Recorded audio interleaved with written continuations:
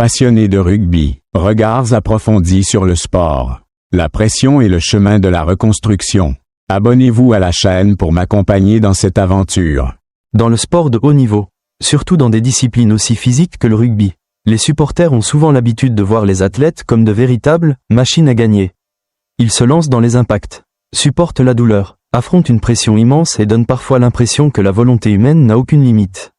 C'est pourquoi, lorsqu'une grande star se blesse et ne revient pas immédiatement à son meilleur niveau, la réaction du public devient souvent extrême, déception, doute ou pression involontairement excessive. L'histoire récente autour du retour d'Antoine Dupont m'a beaucoup fait réfléchir à ce sujet. Ce qui a d'abord retenu mon attention n'était pas la large victoire du Stade Toulousain contre le RC Toulon, mais plutôt la manière dont les gens ont réagi envers Dupont après sa longue absence due à une grave blessure au genou. On a l'impression qu'au moindre match un peu en dessous des attentes, les débats surgissent immédiatement autour de sa forme, de son leadership ou même de sa capacité à retrouver son meilleur niveau. Cela reflète une réalité très présente dans le sport moderne, lorsqu'un athlète atteint un niveau exceptionnel.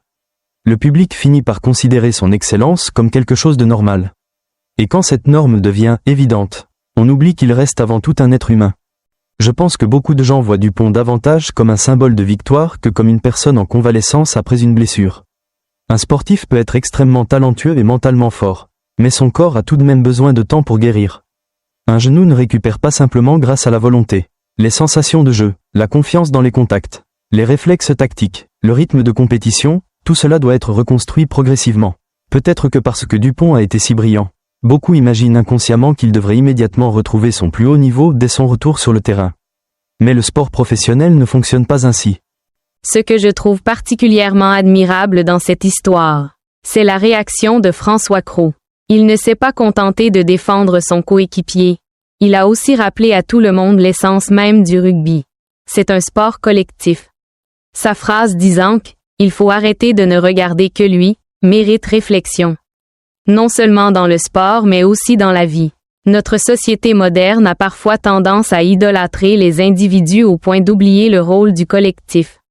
Quand une équipe gagne, on glorifie la plus grande star. Quand elle perd, cette même personne devient la cible principale des critiques. Cela crée un environnement extrêmement dur pour les sportifs célèbres. Dans le cas de Dupont, j'ai le sentiment que la pression qu'il subit ne vient pas seulement des attentes sportives, mais aussi de son statut d'icône. Capitaine de l'équipe nationale, figure majeure du rugby français.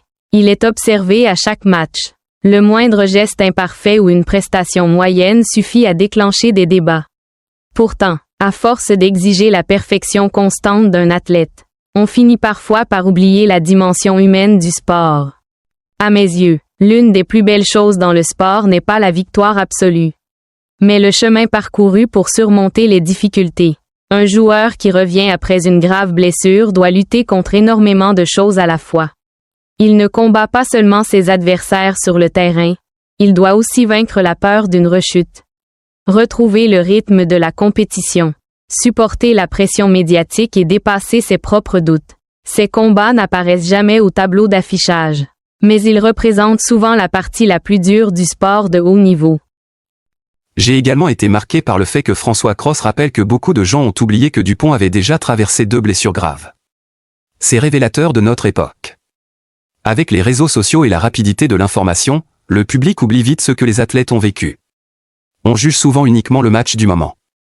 Un joueur brillant aujourd'hui sera encensé, quelques jours plus tard, une mauvaise performance suffira à susciter des doutes.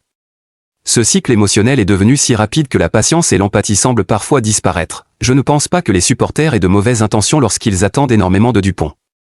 Au contraire, c'est parce qu'il est exceptionnel que tout le monde espère des performances extraordinaires. Mais entre attente et pression, la frontière est très fine. Les attentes peuvent devenir une motivation, une pression excessive, en revanche, devient facilement un fardeau. Et le plus triste, c'est que le public ne s'en rend souvent compte que lorsque l'athlète traverse une crise mentale ou décide enfin de parler de la pression psychologique qu'il endure. Cette histoire me fait réfléchir à un problème plus large de notre société moderne. Nous sommes de moins en moins patients face au processus de reconstruction et de développement. Nous sommes habitués à la rapidité, aux résultats immédiats, aux succès instantanés. Pourtant, le corps humain n'est pas une machine. Une véritable guérison demande toujours du temps. Un sportif blessé a besoin de temps pour retrouver ses sensations, Une personne ordinaire après une épreuve de vie a aussi besoin de temps pour guérir émotionnellement et retrouver son équilibre. Personne ne revient immédiatement comme si rien ne s'était passé. Cela me fait réaliser que notre société valorise parfois excessivement l'image de l'invincible. On aime les retours miraculeux et les renaissances spectaculaires, mais on prête moins attention à la période la plus silencieuse et difficile, la reconstruction quotidienne. Pourtant, c'est souvent là que réside le plus grand courage. Continuer à s'entraîner, supporter la douleur et accepter de ne pas encore être parfait demande une immense force intérieure. Je partage aussi totalement l'idée que le rugby est avant tout un sport collectif. Dans le football, le basket ou le rugby, les supporters se concentrent souvent trop sur une seule star. Pourtant, aucune victoire n'appartient à une seule personne. Même le meilleur joueur a besoin de ses coéquipiers, d'une bonne stratégie et d'une véritable cohésion. Quand une équipe joue mal, faire porter toute la responsabilité à un seul individu est injuste et montre une vision trop simpliste du sport. Sur un plan personnel, cette histoire m'amène aussi à réfléchir à la manière dont je juge les autres dans la vie quotidienne. Il m'est sûrement arrivé d'être impatient face aux difficultés ou aux périodes de baisse de régime de certaines personnes, sans voir les combats invisibles qu'elles traversaient peut-être. Nous jugeons souvent les résultats visibles sans comprendre les processus intérieurs. Une personne moins performante peut souffrir mentalement. Quelqu'un qui perd confiance peut être en train de se reconstruire, une personne silencieuse peut lutter contre des émotions très lourdes. L'histoire de Dupont me rappelle que l'empathie est parfois aussi importante que le jugement. J'en retiens aussi une autre leçon, il ne faut pas se mettre la pression d'être immédiatement parfait après un échec ou une épreuve. Aujourd'hui, beaucoup ont peur d'être considérés comme moins bons qu'avant. Cette peur pousse à une pression énorme. Mais en observant le parcours d'un champion comme Dupont, je comprends que même les meilleurs ont besoin de temps pour revenir. Accepter le processus de reconstruction n'est pas un signe de faiblesse, mais de maturité et de lucidité face aux limites humaines. Pour les supporters, cette histoire est aussi un rappel sur la culture du soutien. Un vrai supporter n'est pas seulement présent quand l'équipe gagne ou quand la star brille. Le soutien le plus précieux est souvent celui qui existe pendant les moments difficiles. Faire preuve de patience envers un joueur qui revient de blessure, c'est aussi respecter tous les efforts qu'il a donnés pour son équipe et pour son sport. À l'ère des réseaux sociaux, les athlètes subissent une pression mentale bien plus forte qu'auparavant. Chaque match est disséqué, chaque erreur peut devenir virale. Une simple contre-performance suffit à déclencher des vagues de critiques. Cela rend l'environnement sportif de plus en plus exigeant psychologiquement. C'est pourquoi je trouve très important que des coéquipiers comme François Cros défendent publiquement Dupont. Cela réduit non seulement la pression sur le joueur, mais montre aussi la valeur de la solidarité dans un groupe. J'apprécie particulièrement lorsque Cros souligne qu'on ne peut pas demander à un seul joueur de porter toute l'équipe lorsque le collectif ne fonctionne pas. Cela est vrai dans le sport comme dans la vie. Un groupe solide ne doit jamais dépendre entièrement d'une seule personne. Lorsque toute la responsabilité repose sur un individu, le collectif devient lui-même fragile. Les succès durables naissent toujours du partage des responsabilités et du soutien mutuel. Un autre aspect qui m'a fait réfléchir concerne la décision temporaire de retirer le brassard de capitaine à Dupont, interprétée négativement par beaucoup. Dans le sport professionnel, les entraîneurs prennent parfois des décisions simplement pour réduire la pression sur un joueur et l'aider à se concentrer sur sa récupération. Mais le public aime souvent spéculer et transformer chaque changement en signe de crise ou de conflit. Cela montre à quel point les médias et les réseaux sociaux peuvent parfois amplifier inutilement certaines situations. Je pense que nous devons apprendre à regarder le sport avec davantage d'équilibre. Un athlète ne devrait pas être idolâtré lorsqu'il gagne ni rejeté après quelques performances moins bonnes. Une carrière sportive est faite de cycles, succès, baisse de régime, blessures, reconstruction, retour. Ce sont justement les périodes difficiles qui donnent de la profondeur à un parcours. Si Dupont revient réellement à son meilleur niveau à l'avenir, ce dont on se souviendra le plus ne sera peut-être pas seulement ses victoires, mais surtout la manière dont il aura traversé cette période de doute. Et même s'il ne retrouve jamais totalement son sommet absolu, cela n'effacera en rien ce qu'il a déjà apporté au rugby.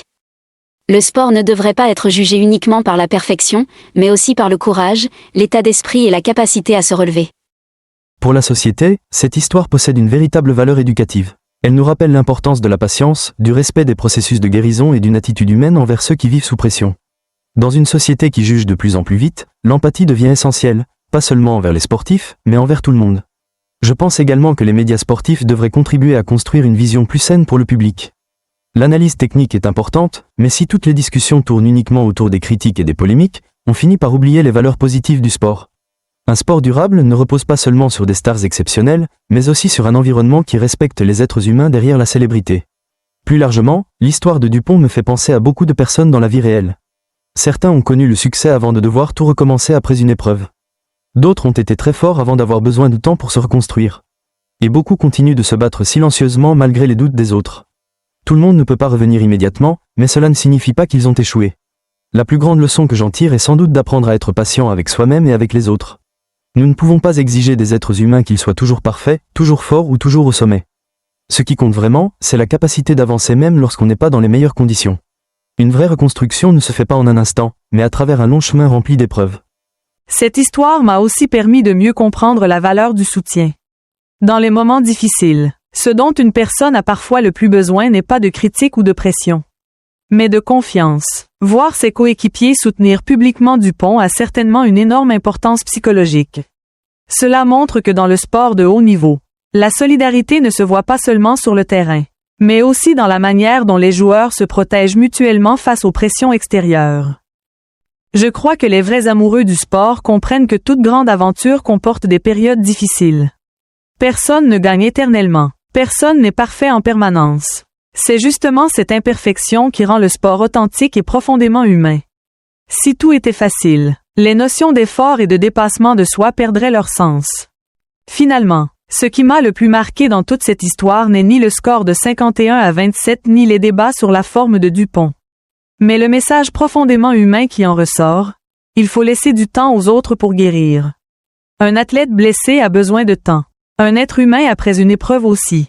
Et parfois, la plus grande forme de bienveillance que nous puissions offrir aux autres, c'est simplement la patience. Merci de votre soutien. Si vous aimez les analyses profondes sur le sport, n'hésitez pas à vous abonner à la chaîne pour suivre cette aventure avec moi.